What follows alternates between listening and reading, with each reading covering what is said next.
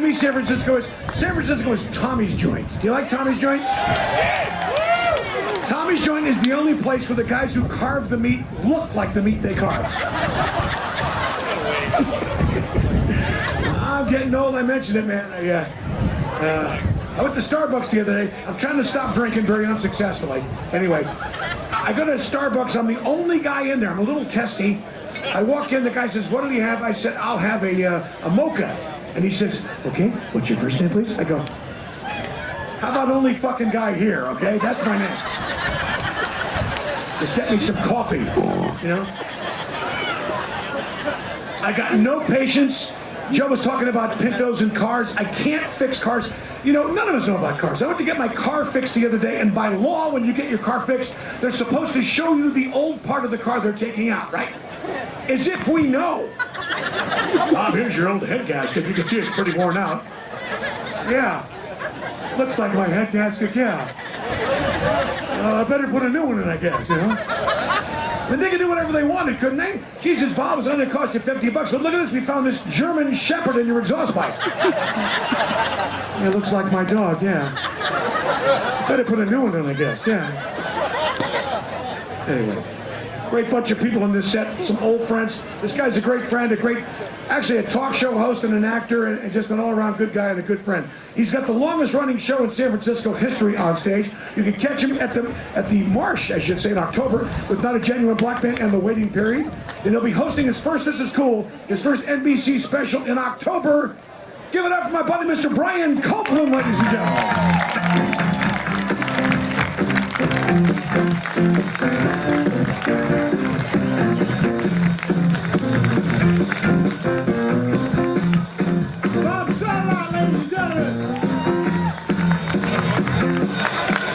What a show this is, man. People I haven't seen forever. Dr. Gonzo's here. Stephen Pearl is here. This is like a comedy archaeological dig, ladies and gentlemen. But Billy J, how the hell did he get down there? Jim Nanopolis. It is a pleasure to be here, ladies and gentlemen. They brought me up to Jesse's Girl. Thank you very much. I actually opened for Rick Springfield. You remember Rick Springfield, who was at Jesse's Girl? I think right now Jesse's Girl is a 48-year-old divorced mother of 3. You can get her. Where can I find a woman like that? I tried throwing a rock into a crowd, Rick.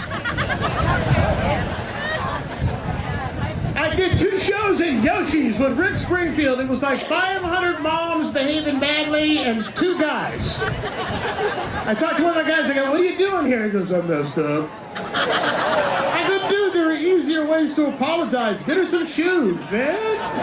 My girlfriend's got a pair of, I'm sorry I messed up Louboutins. She's also got some, I swear nothing happened, Jimmy Choos. Well, this is a treat to be here. My very first comedy day I did here, I was 18 years old at the band show, my first one. I turned 50 this past April, believe it or not. 50 years old. I'm dyeing my hair because I'm completely gray, completely gray. And see, I can't do that. Black guys can pull that off, you know? Like Steve Martin, you know, John Slattery from Mad Men. Those guys can go gray. I go gray, people start asking me for cream of wheat and shit. Hey, Ryan, I bought some more rye. Shut up!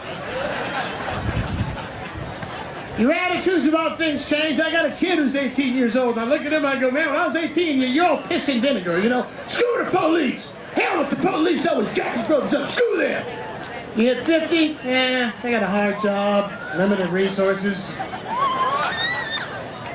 When you're 18, you do pretty much anything if you think there's the slightest possibility you might get laid. When I was 18, I went ashore from San Francisco to LA on the off chance I might get lucky. This girl I was going to school was down there during spring break. We're talking on the phone. She says, I'm lonely. 10 minutes later, I'm on I-5. She said she's lonely, not horny. I heard what she said.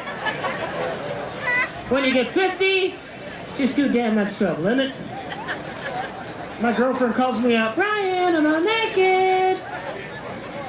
It's 9 o'clock. Castle's on. Come over, you're gonna get lucky. I I do not feel like going all the way across the street. So here's something interesting. I was reading this in the paper. Believe it or not, when he was in Pakistan, Osama bin Laden got stopped by the cops. He got pulled over. Do you know why I stopped you? 9/11? Everybody's upset now because we have all of these undocumented young people coming across the border. I love the phrase undocumented resident, you know? That's like saying, no, he's not a drug dealer, he's an undocumented pharmacist. Big year for gay rights, of course. More and more states making gay marriage legal. That's great. I say let gay people get married. Why should they be happy? I've been married twice. See where I cut myself shaving? I'll tell you what I never understood. Don't ask, don't tell. Thank God they got rid of don't ask, don't tell. I didn't get that, because if you can't ask and you can't tell, how did they know who was gay? Was there like a trick interview process? Your name? John Smith. Your age? 19. What do you think of Bette Midler? She's okay. Does a wicker basket belong on the table or on the wall? On the wall. Are the socks I'm holding green or teal? If assigned to Arctic duty, would you be willing to wear a white uniform? That after Labor Day. Joe was talking about the myth that Jesus is white, but I don't buy the other one. You heard this myth that they say that Jesus is probably black? I don't think so. Because I don't think that the Last Supper would have been sanitary enough for black people. This is my body. Take it and eat it. Man, do you have to put your nasty ass hands all over everybody's bread? You out there touching hookers and lepers and shit? This is the cup of my blood. Drink from it. It's not after you had your lips all over that cup, I ain't. People have told me that I am not a genuine black man. I don't know why they say that. If it's how I dress, how I talk, because I like to watch the reruns of Frasier. Sorry, I don't talk ghetto. I'm not going to apologize for that. When I hear the word axe, I think of it as a noun. It's not a verb. I'm going to go axe my mother. What are you, Lizzie Borden? Get out of here. I'm Catholic. Is that black? I was an altar boy for 5 years. Apparently, one of the lucky ones. True story. A while back, a priest I served Mass with as a child was arrested for abusing altar boys during the time that I was serving Mass with him. Now, my only question is, what was wrong with me? Wasn't I cute? Was probably only one of the white altar boys? What kind of racist bullshit is that? It's nice to be asked. Or axed. I need a minute. I can't swim. That's black. Can't play basketball either. That's not even male, really. I like chitlins, only I call them chitterlings.